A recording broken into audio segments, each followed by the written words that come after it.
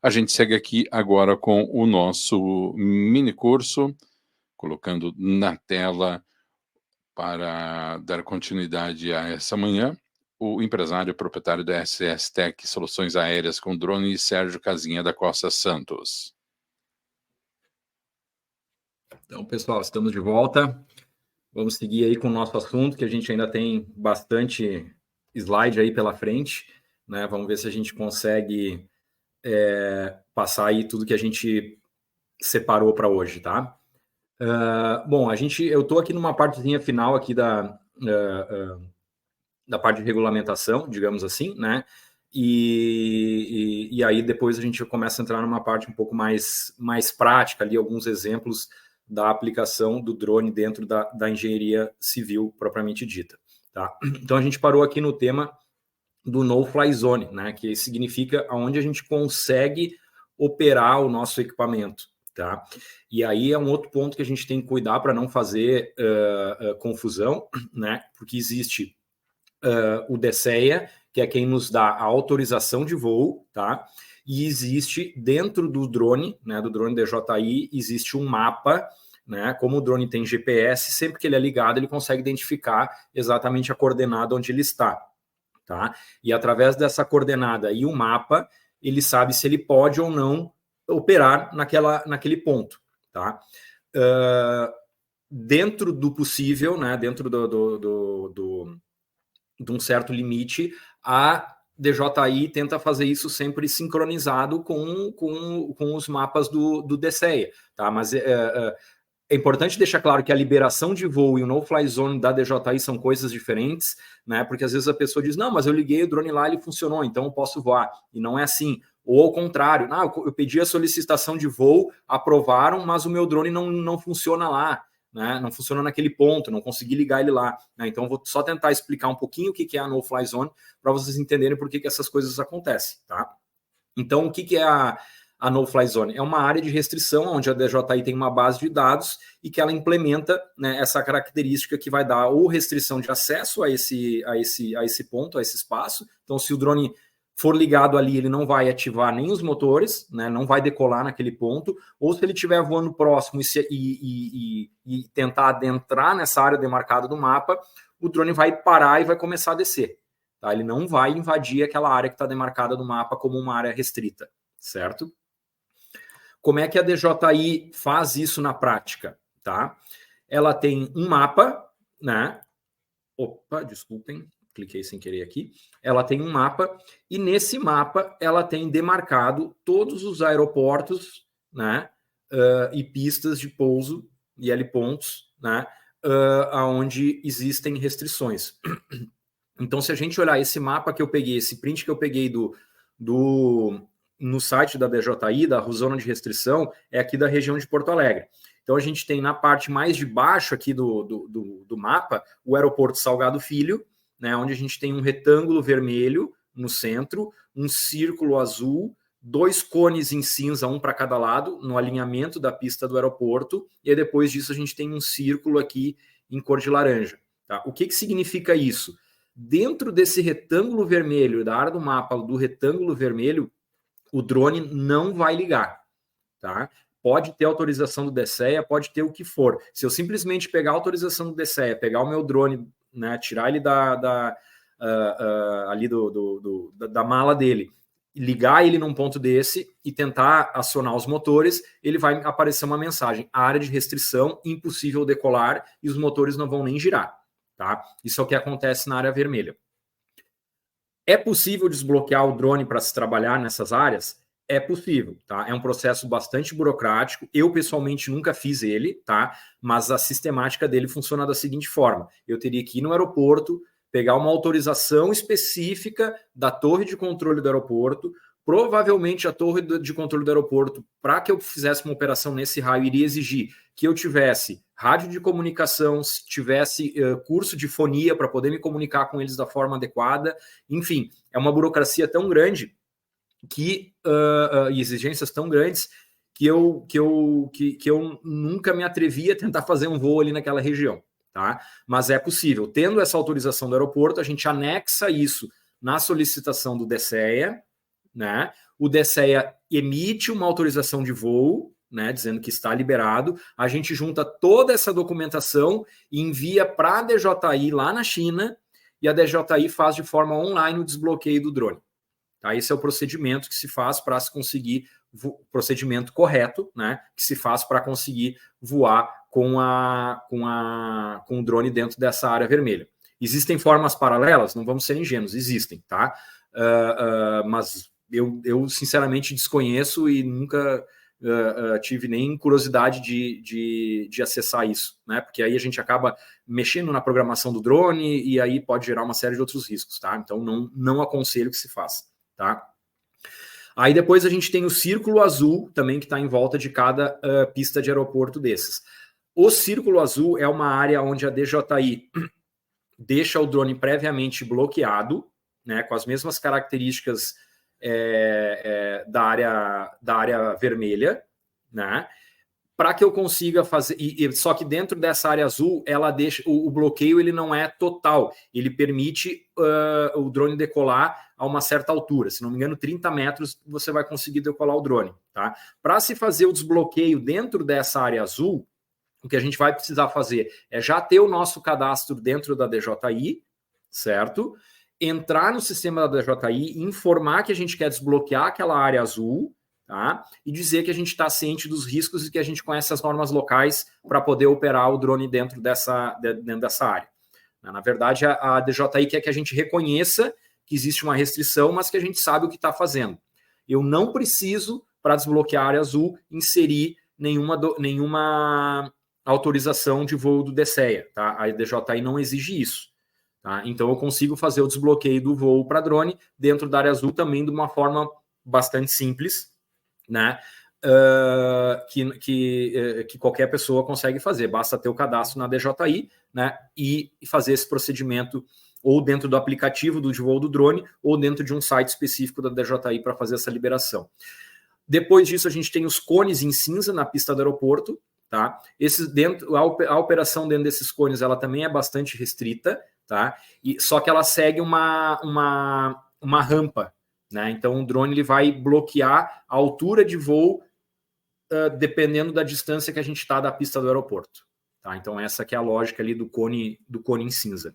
Aí depois a gente tem aquele círculo laranja que aparece ali, que qualquer pessoa consegue fazer o desbloqueio do drone. Ele vai dizer que é uma área restrita, perguntando se a gente quer fazer o bloqueio. No próprio aplicativo de voo a gente diz que sim, e ele vai desbloquear. Ele praticamente só nos pede uma confirmação de que a gente está ciente dos riscos e libera, sem ter a necessidade de um cadastro na DJI. Tá? Essa é a diferença daquela laranja para azul. E aí depois tem um outro que não está representado aqui, que seria um círculo maior no entorno desse laranja, que é uma área em que simplesmente o drone informa. Você vai decolar ali ou vai voar, ele informa. Ó, atenção, porque você está próximo a uma área de aeródromo, de aeroporto. Dá um ok que está ciente, ele decola. Ele nem dá nenhum aviso mais específico em relação a isso. Tá? Então, quando a gente fala de no-fly zone, a gente está falando em restrição de aplicativo no software do fabricante do drone. Tá? Isso, a liberação dentro do software não nos isenta de ter que ter todos os outros requisitos que a gente falou anteriormente, tá? Que é, na verdade, esse é o recado que eu deixo nesse slide agora, né? Que a autorização do DSEA, né? Dentro do SARPAS NG, que é o nome do software deles, da plataforma deles, é diferente, né? Das áreas de restrições da DJI. A gente precisa se certificar dos dois casos quando a gente vai fazer uma operação. A gente precisa seguir os procedimentos legais, fazer a solicitação de voo e também verificar se existe algum bloqueio do sistema do drone naquela região. Tá? Aqui é um quadro resumo, é exatamente o mesmo quadro que o Henrique apresentou ontem, né, e que passa, né, e que resume todos os itens que a gente passou. Então, quando a pergunta que teve no final do último bloco, né, o que eu preciso exigir de um prestador de serviço, né, se eu sou um engenheiro e vou contratar um prestador de serviço de drone para fazer um trabalho para mim, para que eu esteja seguro que ele está fazendo a coisa da forma correta, tá? Além da experiência do piloto, que eu recomendo, né, que se verifique, são esses 6 documentos. Ele, quando for fazer o voo, ele precisa ter o certificado da Anatel, o registro na ANAC, a solicitação de voo do DSEA aprovada, tá? Então, então ela tem que estar lá escrito aprovada nela. Ele precisa ter a pólice de seguro, do seguro reta, que é o seguro aeronáutico. Ele precisa ter o manual do equipamento, tá? Isso é uma exigência para se operar drones de forma profissional no Brasil. Eu não vejo muito sentido, mas enfim, é a regra, a gente precisa fazer, tá? Análise e uma análise de risco operacional, também, que é um documento onde a gente faz, o Henrique explicou ontem, onde a gente faz uma análise do risco do ambiente e qual ação que a gente vai tomar para mitigar, né, esse risco se ele ocorrer. Né? Por exemplo, eu vou fazer uma inspeção, o risco potencial quando eu estiver fazendo um voo no entorno do prédio é que se aproxime uma pessoa não anuente. Como é que eu vou mitigar esse risco? Eu vou isolar a área, eu vou solicitar que isolem a área, né? Ou vai ter alguma pessoa me acompanhando, impedindo que a pessoa chegue. Enfim, o correto é isolar a área, né? Não tem nem muito o que discutir. Né? A possibilidade de aeronaves não tripuladas na região. Como é que eu vou mitigar isso? Né? Então, o piloto fica atento ao menor sinal de se aproximar uma aeronave, ele pousa o drone dele e só retoma a operação depois que a aeronave se afastar. Então, a gente lista ali os riscos que podem ocorrer e como que a gente faz caso eles ocorram. Tá? Então, essa análise de risco ela é exigida também que o operador porte. Tá? Da mesma forma que o Henrique falou ontem, tá? Só reforçando, na prática, em relação à fiscalização, a gente vê muito pouca fiscalização. Eu, pessoalmente, nunca fui fiscalizado, tá? Mas no caso de ter qualquer problema, qualquer BO, qualquer acidente, né, o próprio seguro reta vai exigir que se apresente o voo aprovado e todas essas documentações para que ele faça a indenização. Tá? Então, é importante que se exija a solicitação de voo do DSEA, do prestador de serviço, porque não adianta ele ter o seguro reto e não ter a solicitação de voo, porque muito provavelmente a seguradora vai se negar a pagar o seguro se ele não tiver o voo aprovado pelo DSEA. Tá? Bom, aqui eu tinha colocado como linha de corte, a gente acabou ficando com alguns slides para trás, né? Aí a gente entra um pouco nas condições, né? Em que condições climáticas que a gente pode operar um drone, né?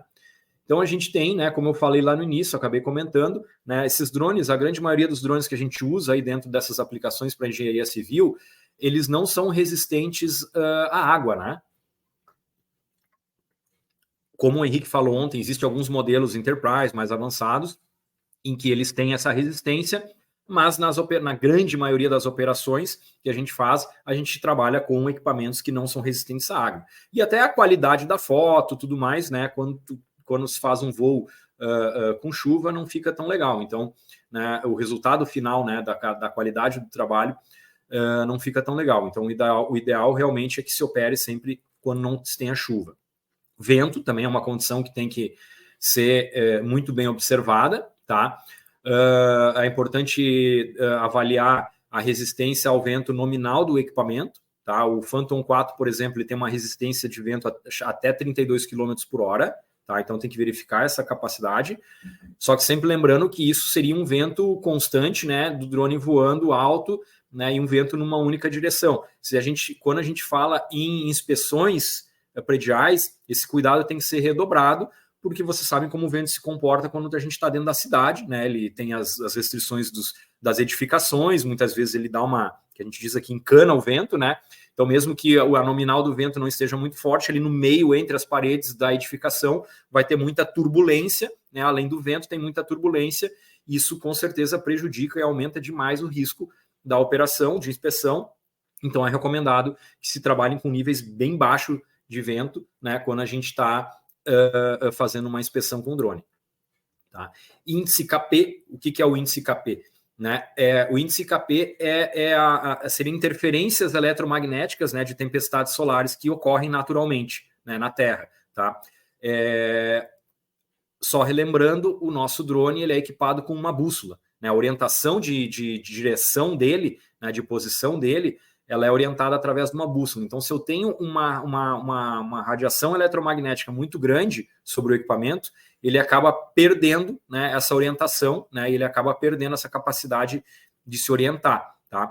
Então, o recomendado é que esse índice KP não esteja, que seja menor, né, do que 4, tá? Para que a gente faça uma operação de drone de forma de forma segura, tá? E como é que a gente faz para saber como que está esse índice KP e essas outras características aí do ambiente? Existem aplicativos hoje, tá? O mais utilizado, que é o que eu pessoalmente utilizo também, é o UAV Forecast, que é um aplicativo que ele te diz ali condições do clima, vento, rajadas de vento, direção do vento, né? Capa de nuvem, né? E te diz o índice KP, né? E ainda depois ele te dá um resumo ali em cima na tarja superior, né? Pelos parâmetros que estão configurados, né? Esses parâmetros a gente pode configurar o limite deles dentro do aplicativo para o aplicativo interpretar o que é condição boa ou não de voo, e ele lá em cima depois ele já trabalha com esses parâmetros que a gente determinou e já diz, né? Já dá um resumo, é bom voar ou não é bom voar, tá? Então a gente tem hoje esse recurso aí de tecnologia que nos auxilia aí nessa tomada de decisão, tá? Além disso, eu pessoalmente sempre carrego um medidor de velocidade de vento pequenininho manual, né? Porque infelizmente em alguns casos às vezes a gente chega para executar alguns trabalhos, a gente que pilota no dia a dia, na prática a gente já sabe, a gente olha, né? E pelo vento a gente já consegue, né? Pela prática saber se tem uma condição boa de vento ou não. Mas com um medidor muitas vezes a gente consegue convencer a pessoa que está nos contratando de que aquela não é uma condição adequada de voo, né, que a gente coloca o nosso equipamento em risco. Então a gente no contrato já define ali, né, no contrato, numa proposta comercial, o limite, né, por exemplo, eu só consigo fazer voos aqui nesse local com no máximo 10 km por hora, 15 km por hora, e se chega na condição, existe algum impasse ali, né, o piloto diz que não é adequado e o cliente insiste, a gente mede o vento e prova para ele que não é adequado voar naquele momento, tá? Mas é sempre importante deixar claro, tá? Essa decisão de executar a operação ou não, ela vai ser sempre do piloto, tá? Porque ele, no fim das contas, que é o responsável pela operação. Então, se ele entender que não é adequado voar, por mais que possa gerar algum conflito com o cliente final, a decisão é dele, né, e ele não vai executar o voo para não colocar em risco a segurança tanto do equipamento quanto das pessoas da volta ou dos bens que tiverem ali em volta, carros, né, enfim. Então a decisão é sempre do piloto. Vamos entrar um pouquinho agora na parte de equipamentos, né, dos drones propriamente ditos, né. Então, aqui, na verdade, estou repetindo um slide que o Henrique mostrou ontem também, tá? Mas é só para dar uma ideia para vocês da participação da DJI no mercado mundial de fabricante de drones, né? O quadro que tá apresentado aqui, ele é um pouco mais antigo, né? Mas ainda a DJI ela ainda tem uma participação total no mercado de drones de pelo menos 70%, né? Então, é inegável, eles dominam o mercado, e isso, a gente sempre mostra isso, a gente não está aqui fazendo propaganda da DJI, a gente não ganha nada com isso, mas é só para justificar porque que toda vez que a gente vai falar de drone, de operação de drone e tudo mais, a referência que a gente utiliza de software, né, e de todos os exemplos que a gente dá, né, de linha todos os exemplos que a gente traz e de linhas de equipamentos, sempre está embasado nas linhas da DJI, tá? É porque não tem jeito, a gente vai acabar caindo e utilizando os equipamentos da DJI, tá? Então, como é que a DJI divide, né, essas linhas de produtos deles, tá?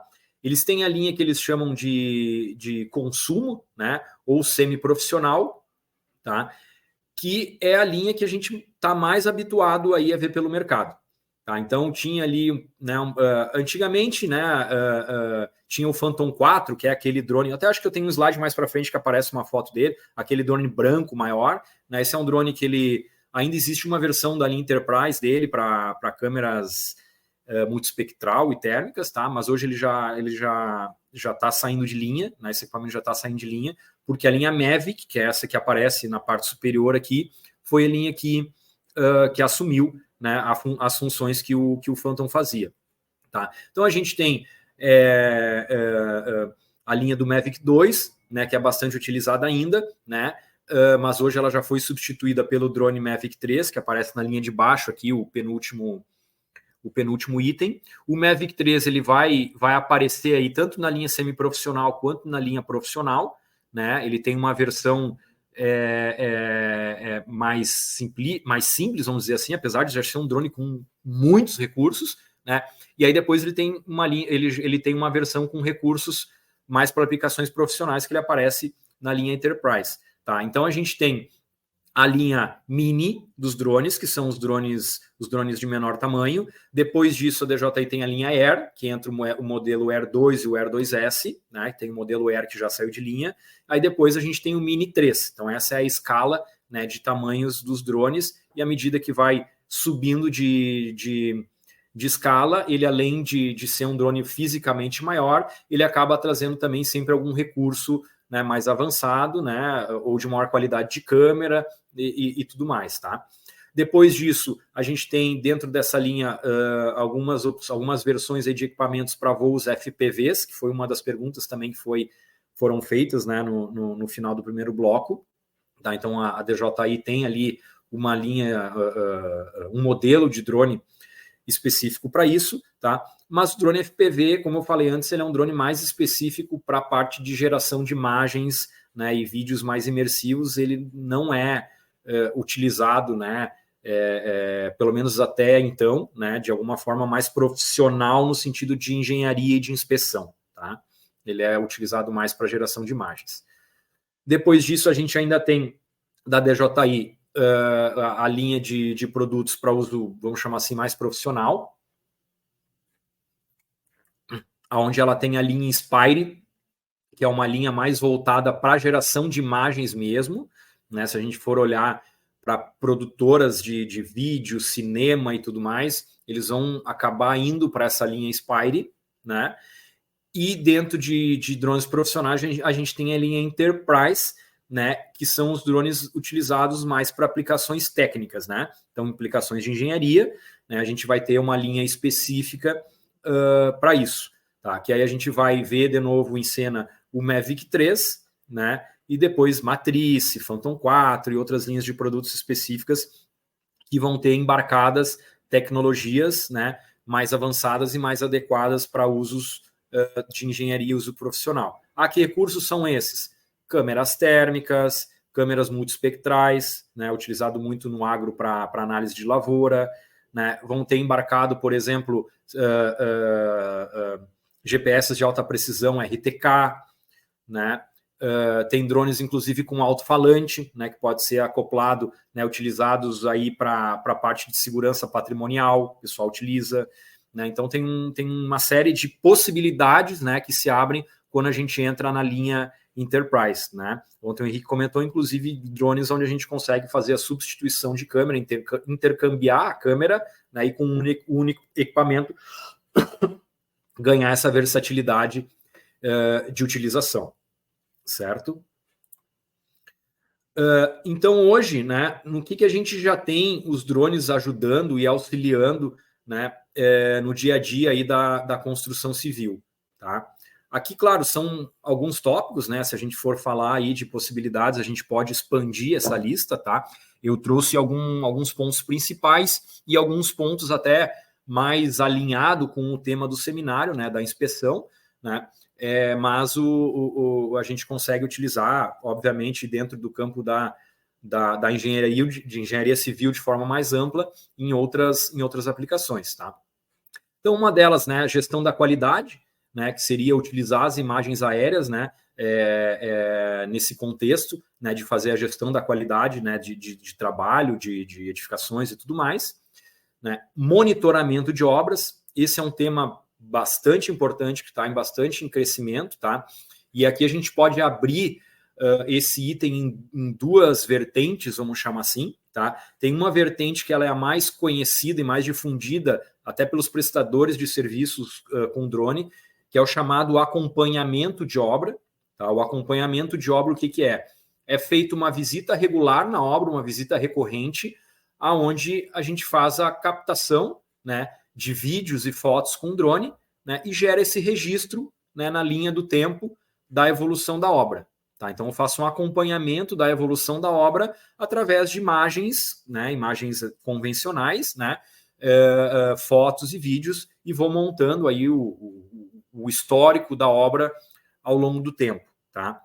E aí depois a gente tem um monitoramento da obra através de um trabalho mais técnico, né, onde envolve praticamente um mapeamento, né, onde a gente faz um voo automatizado na obra, tá? E aqui, só fazendo um apontamento, isso de fato ele é mais utilizado e mais aderente a obras, por exemplo, construção de bairros planejados, construções de condomínios, loteamentos, tá? Porque eu estou trabalhando com mapeamento de área, né? Então eu faço um voo automatizado nessa área, depois a gente vai falar um pouquinho de mapeamento aqui, eu vou entrar um pouquinho mais no detalhe, mas em resumo, eu faço um voo automatizado na obra semanal, por exemplo, né? Essa recorrência ela pode ser definida de diversas formas, mas na sua maioria eu faço um voo por semana, gero lá, capto lá nesse voo automatizado, dependendo da área, vamos chutar lá 600, 700, 1000 fotos, essas fotos vão subir para uma plataforma online, né? Essa plataforma online processa essas fotos e gera ortofotos, curvas de nível, gera vários produtos ali cartográficos e eu consigo analisar isso, acompanhar a evolução disso ao longo do tempo, inclusive medir volumes, né, ver, eu estou fazendo uma terraplanagem, eu movimentei um volume de terra do ponto A para o ponto B, então eu consigo ir acompanhando e monitorando isso ao longo do tempo da obra, tá? Isso tem um cliente meu que eu já faço esse acompanhamento, eu faço um voo para ele e ele depois lança as fotos na plataforma, um cliente aqui numa cidade próxima a Porto Alegre, Viamão, né? Existe uma empresa que é a empresa que ele contratou, que é a Maply, né, que tem essa plataforma e gera, né, essa facilidade, né, para o gestor da obra, né, acompanhar a evolução da obra ao longo do tempo. Então, eu acho bem interessante. Depois, se alguém tiver curiosidade, quiser mais informações, pode me procurar, eu vou deixar meu WhatsApp e meu contato, né, que a gente pode aprofundar, não só nesse assunto, em todos os outros, né, mas como esse é o assunto que veio agora na minha mente, né, eu deixo aberto esse canal aí para a gente conversar, tá? Vistoria cautelar de vizinhança, né? Ontem teve uma palestra que falou sobre isso, né? Então o drone auxilia muito nisso na questão de gerar as imagens, né? De forma mais facilitada e mais próxima, né? Principalmente da parte de fachadas, telhados, né? E imagens amplas aí de todo o entorno do estudo, né? Inspeção predial, né? Que é o foco aqui do seminário, obviamente o drone auxilia bastante nisso. Vistoria, né, de entrega e recebimento de obra, né, inspeções obrigatórias, né, municipais, né, todas essa parte de inspeção e vistoria, o drone auxilia muito, né, quando a gente precisa gerar as imagens para fazer as análises e evidenciar, né, as coisas que a gente precisa evidenciar dentro dos relatórios que são gerados, certo? Então, qual que é a vantagem de se utilizar, né, os drones para esse tipo de aplicação, para esse tipo de uso, né? O que a gente ganha com isso, né? O principal ganho que a gente tem, obviamente, né, não é difícil de concluir isso, né? É realizar trabalhos em altura, né? A gente, antes de fato ir lá fazer uma manutenção, né? Fazer uma ação numa fachada, num telhado, né? Muitas vezes antes de mandar uma pessoa lá, a gente consegue fazer uma análise prévia através de uma imagem, né? E sem ter o drone para auxiliar isso, muitas vezes a gente precisa criar uma estrutura, ou contratar um alpinista, ou montar um balancim, né, no telhado, precisa certificar que todas as questões de ancoragem, né, de linha de vida e tudo mais, né, para se fazer, às vezes, um trabalho de análise prévio, né, para fazer um laudo, né? E com um drone a gente consegue fazer esse acesso de forma muito mais rápida, né? Mais barata e mais segura, né? Então o drone veio, não adianta, ele veio para ficar, né? Para atender essas demandas, né? Então no fim acabei esquecendo de passar o slide aqui, né? Mas essa troca aqui de imagem é justamente para exemplificar isso, né? Então onde antes a gente tinha pessoas, né? Expostas aí a perigo, a gente sabe que todo mundo que trabalha com alpinismo, que usa balancim, né, segue uma série de normas, né, a própria NR35 e tudo mais, mas não deixa de ser um risco, né, então não tem por que a gente correr esse risco, ter esse custo, se a gente tem uma ferramenta, um drone que a gente consegue fazer isso de uma forma muito mais, como eu falei antes, né, segura, rápida e barata, né. E além de tudo isso, quando a gente gera essas fotos, essas imagens com drone, a gente democratiza, né, essa informação, né? Antes, se eu tenho um alpinista fazendo uma análise ou a pessoa, né, fazendo um trabalho in loco, a gente está restrito à análise que ela fez, né? Eventualmente ela traz alguma foto também, mas ela vai trazer, dificilmente ela vai trazer uma foto varrendo o prédio de cima a baixo. Ela vai pegar algum ponto que ela identificou e vai bater uma foto. Quando a gente tem um registro de todas essas imagens com o drone, a gente traz essa informação e pode, né, divulgar, né, ela para os interessados que precisem para analisar, fazer análise e depois ter isso ainda como registro, né, para se ter essa informação ao longo do tempo. Então a gente, na verdade, acaba democratizando, né, se é que se dá para falar dessa forma, né, a informação ali, o dado que a gente gera através da imagem com o drone. Tá? Então aqui eu vou trazer um exemplo de uma inspeção de fachada, né, que eu chamo de visual, porque a gente fez ela apenas com imagens, né, aéreas. Tá? Então esse aqui é um exemplo que eu fiz num edifício aqui no centro de Porto Alegre, né, onde eu utilizei um drone relativamente simples, um Mavic Air 2, tá? Que é um drone de pequeno porte. Ele tem uma câmera de 48 megapixels, então é uma câmera que nos permite bater uma foto, né? Ele não tem zoom na câmera do drone, mas com essa resolução eu consigo no computador, depois que eu tenho a foto captada e baixada no computador, ampliar essa foto no computador, né? E ter uma boa ampliação, né, mantendo um nível de qualidade adequado para que se consiga fazer as análises que se precisa, né, das patologias na fachada. Tá? Então, nesse caso, eu utilizei esse equipamento. Tá? Qual que é a metodologia, né, quando a gente vai fazer uma inspeção de uma fachada com drone que a gente acaba utilizando? A gente define uma rota de voo. Então, nesse caso, nesse prédio, eu fui fazendo o voo, né, de cima para baixo, ou de baixo para cima, mas eu ia até o topo do prédio, me deslocava lateralmente, descia e assim sucessivamente até varrer toda a fachada.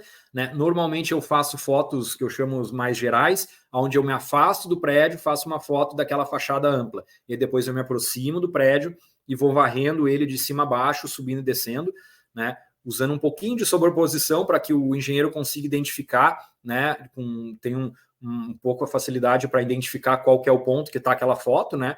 E ter informação para conseguir fazer uma análise completa, né? De toda a superfície aí da fachada, tá?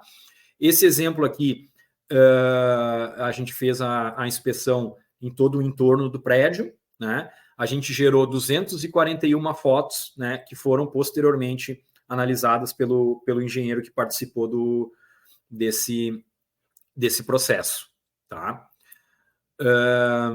Deixa só eu verificar aqui, tá?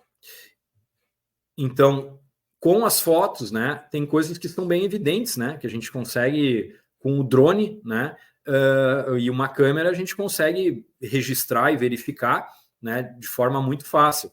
Né? Esse é um prédio que ele tem a característica que ele é um prédio todo espelhado, e as janelas elas não se abrem ou se abrem muito pouco, então dificilmente de um andar superior alguém consegue abrir uma janela e fazer alguma análise, alguma vistoria, olhando para baixo, alguma coisa assim, ele não tem acesso a isso, ele é tudo fechado, todo enclausurado. Então o drone auxiliou muito, né, para se fazer essa inspeção visual e verificar várias coisinhas, né, que depois foram tratadas aí com o andar do processo, tá? Então, aqui são exemplos de algumas fotos, né? Então, o desplacamento aqui do revestimento, né? Da edificação, né?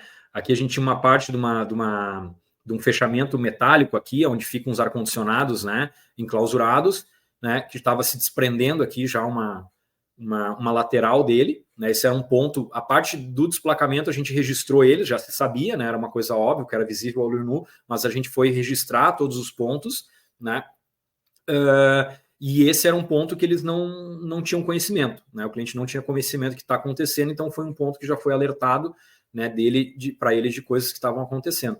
Esse é um ponto aqui que também tem sinais, né, de uma possível patologia, um possível problema que se tem aí que tem que ser tratado, né? Isso também ficou evidenciado através dessa inspeção visual, desculpa, e que dificilmente eles conseguiriam enxergar isso de outra forma, né, a não ser com o uso do drone, tá? Então, só voltando aqui, então quando a gente fala numa inspeção de fachada com um drone, com câmera RGB, né, a gente está falando de uma inspeção visual, né, onde a gente, através das imagens, vai fazer, né, a engenharia, vocês vão fazer a análise dessas imagens, e isso vai auxiliar a gerar os laudos, né, com evidências e bases das fotos, né. Mais uma vez, essas fotos elas podem ser ampliadas, dependendo do equipamento a gente consegue fazer um zoom ainda mais próximo, né? Então existem uma série de variáveis que podem ser trabalhadas dentro dessa característica desse tipo de inspeção, certo? Depois disso, ainda é possível, né, se trabalhar com inspeção de fachadas com câmeras térmicas, né? Então, o que a gente consegue aí de avanço em relação a isso, tá? Eu tenho uma imagem RGB, uma imagem visual, onde algum tipo de patologia, né, algum tipo de possível problema eu não vou conseguir enxergar olho nu, né, com uma câmera térmica e com uma câmera convencional, e com uma câmera térmica isso vai acabar ficando evidente, né? Então aqui ele mostra a diferença, né, de visualização que a gente tem de uma câmera RGB, de uma câmera térmica, e pela diferença de coloração, né, que indica a variação de temperatura na superfície, a gente tem indícios, né, de possíveis problemas, né? Então aqui eu tenho uma imagem, né, de um edifício, onde eu tenho uma janela de um banheiro e logo abaixo eu tenho aqui uma mancha mais escura, aqui uma mancha mais que não está tão evidente, tão vermelha, né, que indica ali uma temperatura menor, né, e que me dá, né, já um indício de que possivelmente ali a gente tem alguma infiltração, né, que está deixando aquela parede com umidade, né, e por fora a gente ainda nem estava conseguindo evidenciar isso através de uma imagem RGB, tá? Então a câmera térmica ela traz, né, esse avanço na análise, né, através de uma inspeção com drone de fachadas, tá? Ela traz essa facilidade. Aqui é um outro exemplo onde mostra isso, tá? Através da câmera RGB, a gente consegue ver ali alguns pontos, parece que está, né, se desprendendo ali a cobertura da parede, a pintura da parede, né? Mas na câmera térmica isso fica completamente evidente, né, que existe alguma coisa ali que a gente tem aqui que analisar de forma mais profunda, certo? Depois disso, né, o drone também auxilia nessa parte de inspeções a gente realizar inspeções em telhados, né, em coberturas, tá? Então, isso por uma questão muito clara, né, facilidade de acesso. Então, mais uma vez, né, como foi na inspeção de fachada,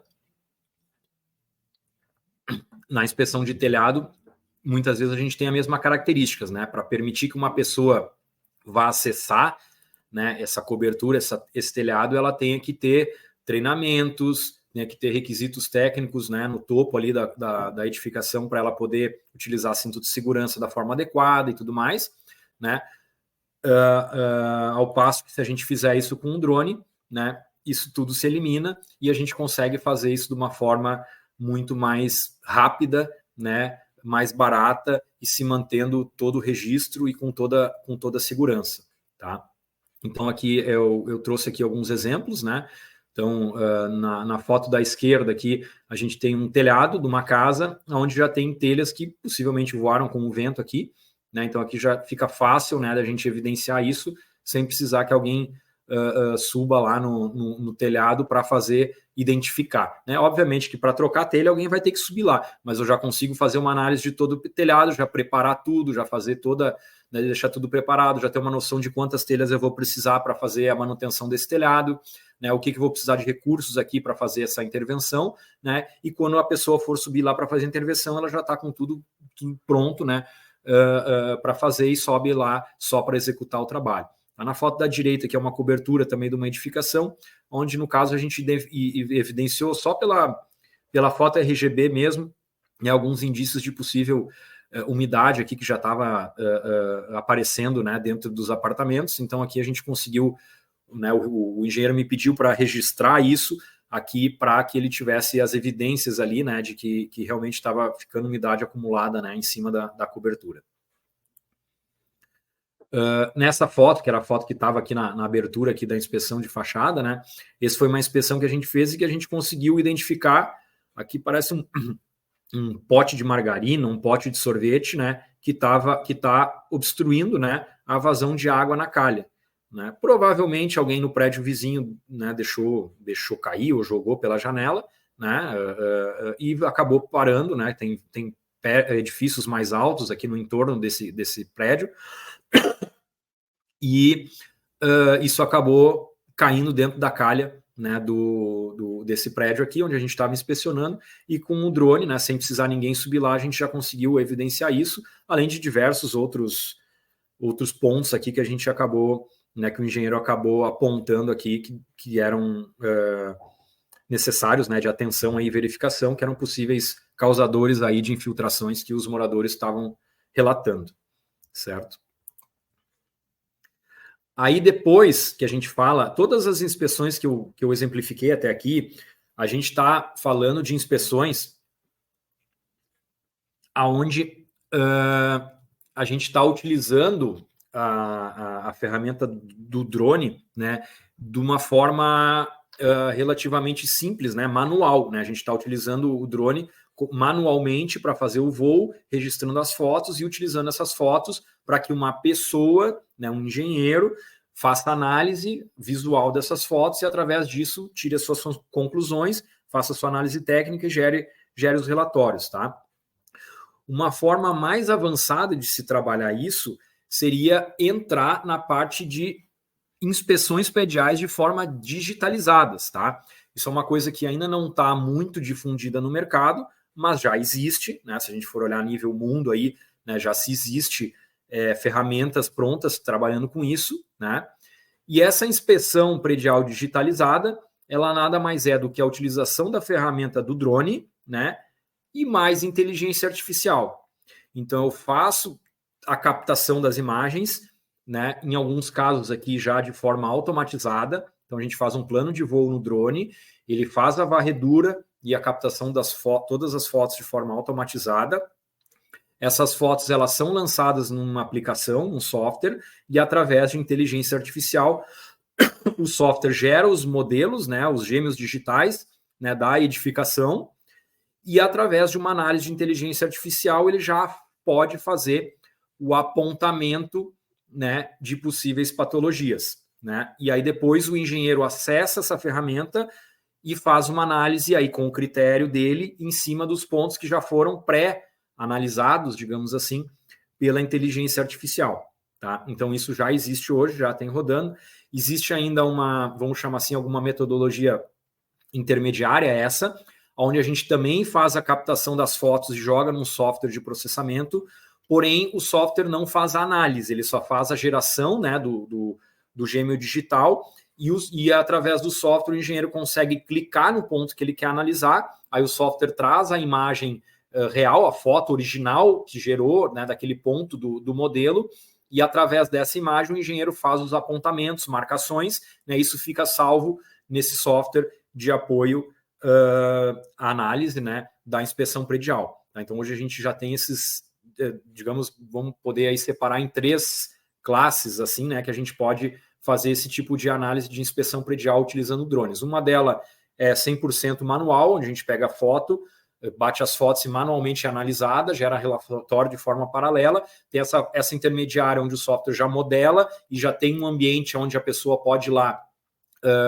fazer uma análise e deixar isso tudo registrado e marcado. Tá? E nesses softwares, muitos deles já trabalham tanto com imagem RGB quanto imagem térmica, né? Então já consegue ter um nível ali de análise muito mais apurado, né? E depois ainda pode se integrar, que seria o terceiro caso mais avançado, a inteligência artificial, né? Que aí ela já traz de antemão laudos muito mais completos, que ele faz comparativos através de padrões, né? E pode determinar onde tem um destacamento, onde tem ferrugem em estrutura metálica, onde existem possíveis trincas, né? Onde tem mancha de água, mofo, desgaste, né, do selante. Então, tudo isso a inteligência artificial, através de padrões que ela vai evoluindo e melhorando, como qualquer inteligência artificial trabalha, né, vai podendo, através do modelo digital que é gerado através do mapeamento da estrutura, trazer resultados nesse nível, tá?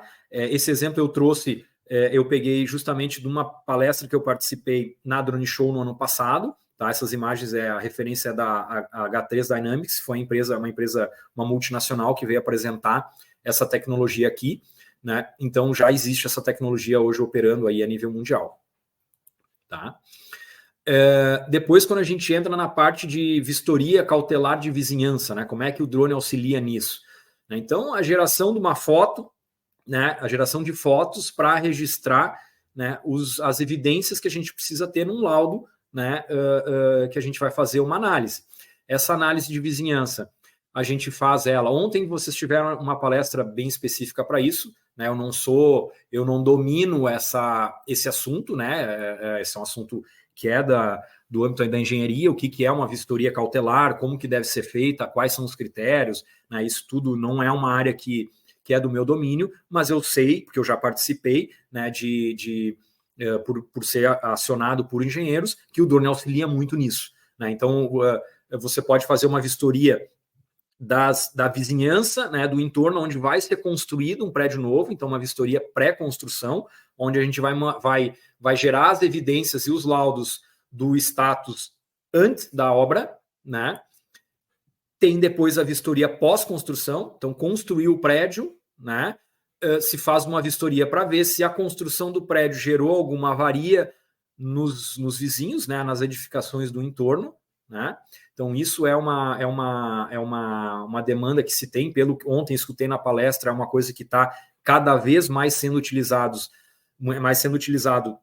não só pelo proprietário do imóvel vizinho, né, para se proteger, mas também pela própria construtora, né, para evitar de que um vizinho indique, minha parede trincou porque foi construído o prédio, né? Então a própria construtora tem o interesse de ir lá fazer esse registro, fazer esses laudos para provar que a parede já tinha uma trinca, né? Eu estou falando de forma simplista, vocês entendem muito mais disso do que eu, né? Mas que já tinha uma trinca e que não foi a construção que gerou aquela avaria, aquela patologia, aquele defeito, né, no imóvel em questão, tá? Então, o drone ele facilita muito esse trabalho, ele traz uma visão muito interessante, né, para se fazer essas vistorias. Então, o registro, né, através das imagens geradas com drone dos imóveis vizinhos, né, e depois também da própria construção. Essa foto que eu trouxe aqui para exemplificar desses slides, tá? Não foi de uma inspeção cautelar pré-obra. Isso aqui, na verdade, foi um engenheiro que me convidou porque ele foi fazer um laudo de um sinistro, né? Aqui é uma construção que estava ocorrendo nessas chuvas que tiveram aí nos últimos tempos, grandes chuvas aqui em Porto Alegre, desmoronou o pátio ali de toda a vizinhança para dentro da obra, né? Então, imaginem o problema que teve. Esse engenheiro foi contratado para fazer um laudo, né, de uma perícia, só que tinham áreas, inclusive, que estavam interditadas, né, que não podiam ser mais acessadas aqui por pessoas naquele momento em que ele precisava fazer o laudo. Então, a gente foi com um drone num local seguro, num local que estava liberado, e aí eu fiz, né, eu não tenho aqui autorização para trazer fotos específicas aqui do trabalho, né, eu peguei fotos mais amplas, onde qualquer pessoa conseguiria enxergar para poder exemplificar, né? Mas aqui, com o drone, a gente conseguiu pegar vários detalhes onde dificilmente o engenheiro a pé conseguiria acessar para evidenciar, né, e chegar às conclusões que ele chegou para emitir o laudo de estabilidade do terreno, né, e dar o parecer dele em relação à condição dessas casas vizinhas, né? Então, né, além da parte cautelar ante pós-construção, né, existe o uso do drone, né, numa infelicidade, né, de se ter um sinistro, o drone auxilia muito, né, para se acessar locais de difícil acesso, né, e se ter esses dados, essa informação para se poder trabalhar com laudos e tudo mais, tá?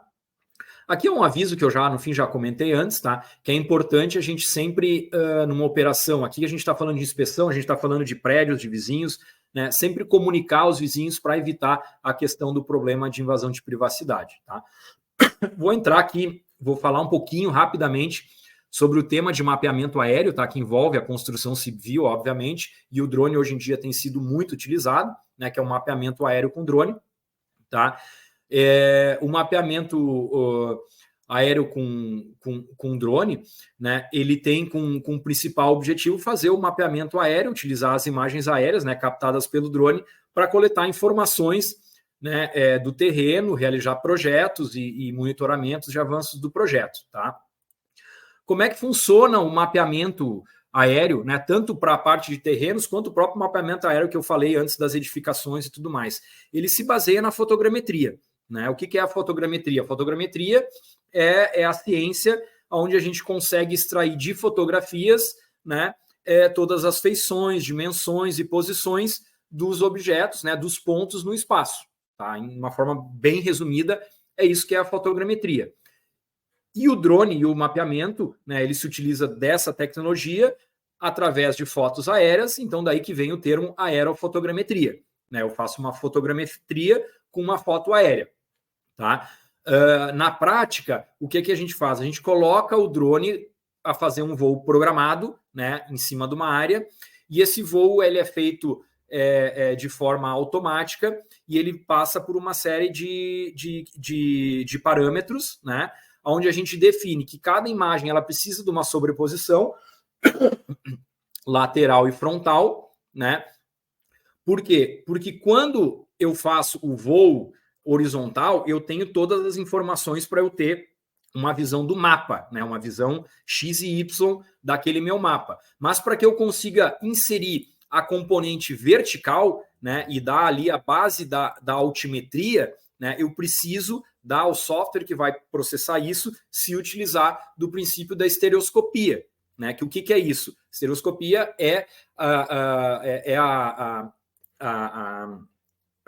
como é que me fugiu o termo agora, mas é a forma onde a gente consegue, através de duas fotografias de ângulos diferentes, né, chegar na profundidade de um objeto. Né? Então, quando eu tiro uma foto, eu tenho uma visão plana, mas quando eu tenho duas fotos, né, e os mesmos pontos aparecem em duas fotos, eu consigo, através disso, gerar a componente Y desse produto. Né? Então, através dessa forma, a gente faz o voo programado para que todas as fotos tenham um nível de sobreposição adequado, para que depois o software processe tudo isso e ele vai gerar uma nuvem de pontos, né? E essa nuvem de pontos ela é composta pelos pixels, né? A foto ela é composta por pixels, que são os pontos que a foto capta, e cada pixel desse vai ter uma coordenada com referência X, Y e Z. Né? Vai ter uma coordenada georreferenciada com esses três parâmetros, né? E que ele consegue esses três parâmetros baseado nessa questão que eu mencionei. Tá? Com o mapeamento, a gente consegue ter diversos produtos, né? Então, os que a gente trabalha aí são os ortomosaicos, nuvem de pontos, que eu acabei exemplificando agora, modelos 3D, né, de edificações, modelos digitais de terreno, modelos digitais de superfície, né, e curvas de nível. Tá? Então, aqui eu trouxe exemplos aqui só para, né, eu acredito que vocês já conheçam aí todos eles, né? Mas o ortomosaico nada mais é do que uma foto, um mapa planificado, onde eu pego, por exemplo, 600 fotos que foram tiradas e alinho elas, retifico elas, para que no mapa eu tenha sempre uma visão vertical, como se eu estivesse olhando aquele ponto de cima. Tá? Então, o ortomosaico tem essa característica, né? E ele é um produto que ele dá as dimensões em X e Y. Né? Eu consigo no ortomosaico fazer medições, eu quero saber quanto que tem a largura dessa rua, quanto que tem essa distância. No ortomosaico é possível fazer, né? Se extrai produtos que possam ser importados em AutoCAD, né? Todas essas questões são possíveis de se fazer com esse tipo de produto. A nuvem de pontos a mesma coisa, porém na nuvem de pontos eu tenho isso através de milhares de pontos, e nos pontos eu tenho, além das coordenadas X e Y, eu tenho a componente Z, né? E aí eu tenho a questão de profundidade e consigo trazer para os modelos, né? Os modelos 3D e curvas de nível, né? Essa questão da variação de altura, né? E gerar esse produto com a condição de tridimensional, certo? Juntando a isso, né? Eu consigo gerar depois os nossos modelos de elevação. Né? O que são os modelos de elevações? Eu tenho o MDS, que seria um modelo digital de superfície, onde o software gera uma curva, né? E essa curva ela considera tudo que está sobre a superfície. Né? Então, se eu tenho uma árvore, ele vai considerar essa árvore, uma edificação, ele vai considerar essa edificação, né, e ele gera esse modelo que seria um modelo digital de superfície. O modelo digital de terreno, o software consegue processar e gerar, porém o software vai fazer uma interpolação, né, entre os pontos onde ele não tem a informação. O que é isso? Se eu tenho uma árvore, o software não mediu efetivamente, através de uma informação coletada pela foto, aquele ponto que está ali no meio da árvore, né? Mas ele sabe, se eu tenho uma árvore desse lado e tenho uma árvore daquele lado, eu vou traçar uma linha reta aqui, eu interpolo ele, né? E eu chego à conclusão que o meu terreno aqui é reto. Faço isso com a casa, faço isso com a árvore, e assim ele consegue gerar um modelo digital de superfície, né? Esse modelo ele pode trazer diversos problemas gerados dessa forma, né? A gente sabe disso, principalmente em casos onde eu tenho matas muito densas, né? Que eu tenho as copas das árvores com um único nível, porém o terreno ele sobe e desce, né? E a árvore cresceu e eu tenho um plano lá em cima. Para o software ele vai gerar uma reta, né? Então existem aí técnicas e alguns artifícios de tecnologia que a gente consegue trabalhar, como sensores laser e tudo mais, para depois ir mitigando isso. Mas aí isso é assunto que a gente precisa de um curso específico, né, para trabalhar com um mapeamento, tá? Então aqui foi uma pincelada nesse assunto, né? Esses são os slides que eu trouxe aí para trabalhar hoje com vocês. Eu já deixo aqui de antemão todos os meus contatos, tá? Estou à disposição, dentro do possível a gente vai responder todo mundo, né? Se tiverem alguma dúvida, né, se quiserem fazer algum contato para a gente conversar, né, e trabalhar, enfim, eu estou à disposição, tanto eu, né, quanto o Henrique da Caldrone, que é o meu parceiro, né, que a gente entrou nesse evento com vocês aí juntos, né, a gente está à disposição, né, de vocês para conversar e tirar todas as dúvidas e atender aí todas as demandas, tá bom? Muito obrigado, e agora a gente fica aí disponível para responder algumas perguntas. Muito bem, está aberta aqui mais uma rodada de perguntas antes de irmos para o encerramento desta manhã do Seminário Nacional de Inspeção Predial. Você acompanhou aqui o minicurso Uso dos Drones na Engenharia Civil, com o empresário e proprietário da SS Tech Soluções Aéreas com Drone, Sérgio Casinha da Costa Santos. Quem tiver dúvida pode mandar aqui pelo nosso chat, já colocamos aqui na tela. Enquanto o pessoal aí formula os seus questionamentos, eu vou colocando aqui algumas informações extras. Vamos lá, então. Em relação aos certificados de participação, aqueles que já haviam se inscrito para o evento automaticamente receberão através do seu e-mail, tá? Aqueles que não haviam se inscrito podem solicitar pelo e-mail otavio.sinaleiro@gmail.com. Não esqueça de enviar o seu nome completo para poder receber o seu certificado via e-mail. Estamos aqui negociando também com os palestrantes do evento, os recursos, os vídeos, PowerPoints, documentos que foram utilizados nas palestras, e assim que tivermos reunido uma boa parte deles, iremos disponibilizar a todos os interessados. Para isso, você deve seguir o Instagram da Rádio Arquitetura, no @arquiteturarádio. Em alguns dias colocaremos lá na bio o link para o nosso Drive, para que todos possam fazer o download. Todos os vídeos, incluindo agora o minicurso e o da tarde também, assim que terminam, ficam disponíveis no YouTube da Rádio Arquitetura no formato integral. Mas em breve teremos, especialmente, né, nas atividades presenciais, tivemos ali o vídeo integral de todas as palestras, eles serão separados palestra por palestra, para quem depois quiser também assistir no formato online aqui, aliás, formato offline, né, no YouTube. Já peço aqui ao pessoal que se inscreva no nosso canal, ative as notificações para ficar sempre por dentro aqui do conteúdo da Rádio Arquitetura.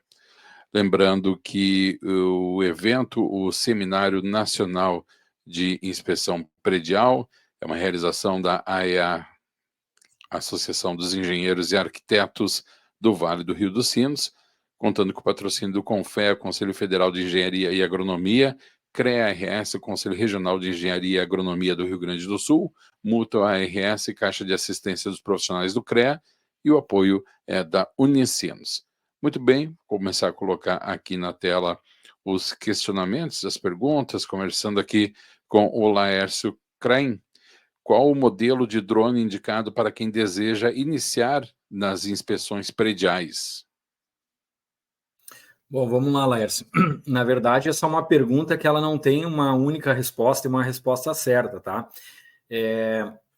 Porque, como eu mostrei, a linha de drones ela é muito extensa. E mesmo a linha mais simples, né, que ela não é considerada, não é chamada pela DJI como linha profissional, ela já tem muitos recursos que nos possibilitam fazer já um bom trabalho.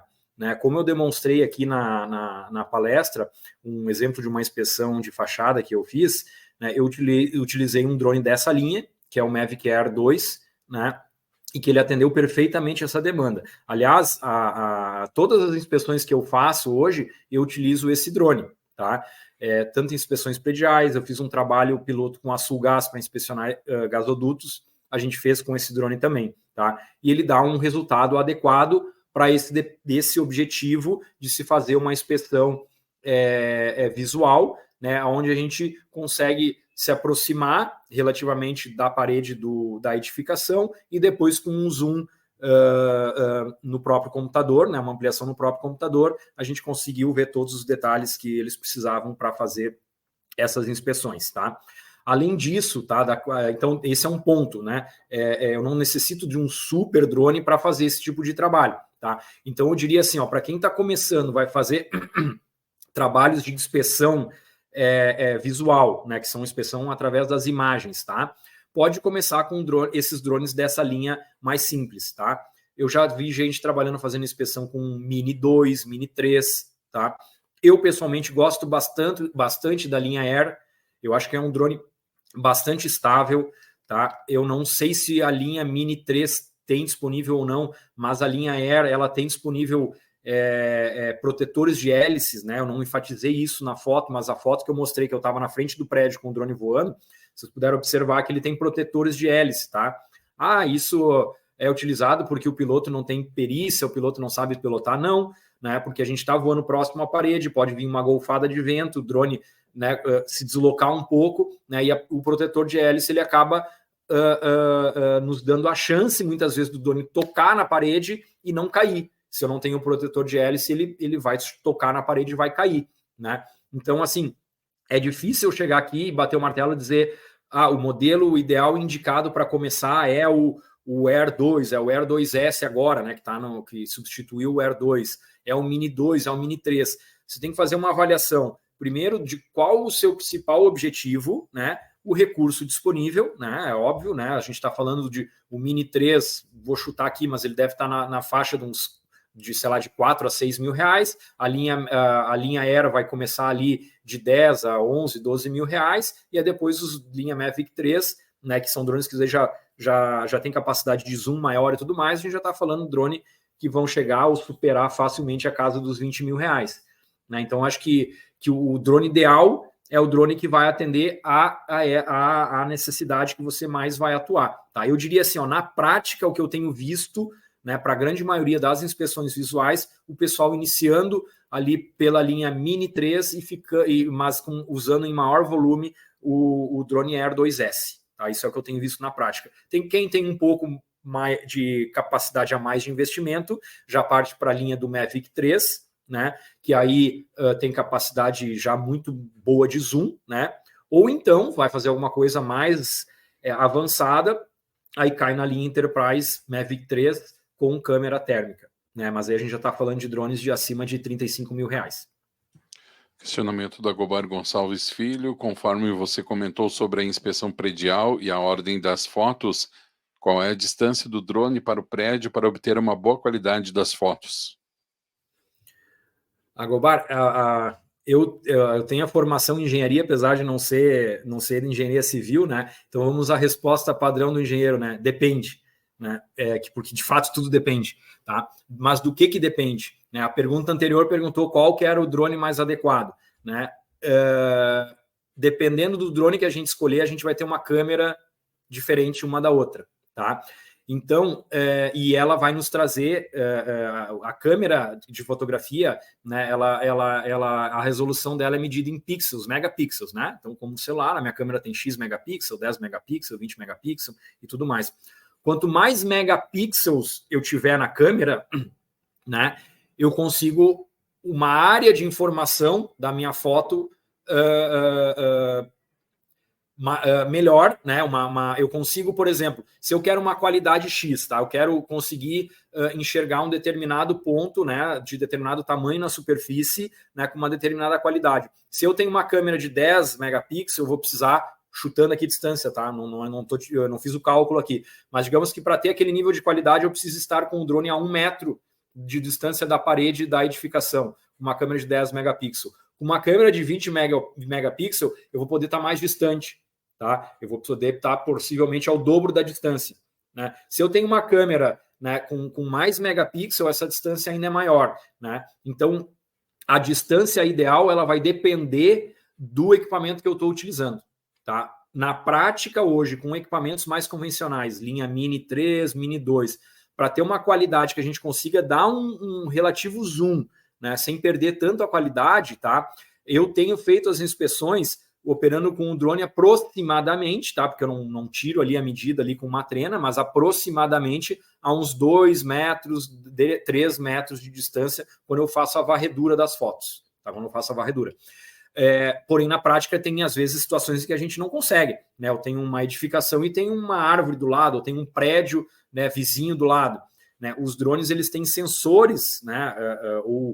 Alguns modelos de drones têm sensores anti-colisão, né? Então, o meu drone tem sensor na frente e atrás. Se eu tenho um prédio vizinho muito próximo, né, que vai estar posicionado atrás do meu drone, eu não vou conseguir me aproximar muito do prédio vizinho, né, para fazer a foto. Então, dependendo da dinâmica do local, a gente tem que ir adequando essa distância para conseguir executar o trabalho, né? Mas por questões de qualidade de foto, eu te diria que com esses drones mais convencionais, a gente vai trabalhar aí na ordem de 2,5 metros, 5 metros ali de distância dos prédios para estar conseguindo principalmente, não que a gente precise fazer isso em toda a varredura, né?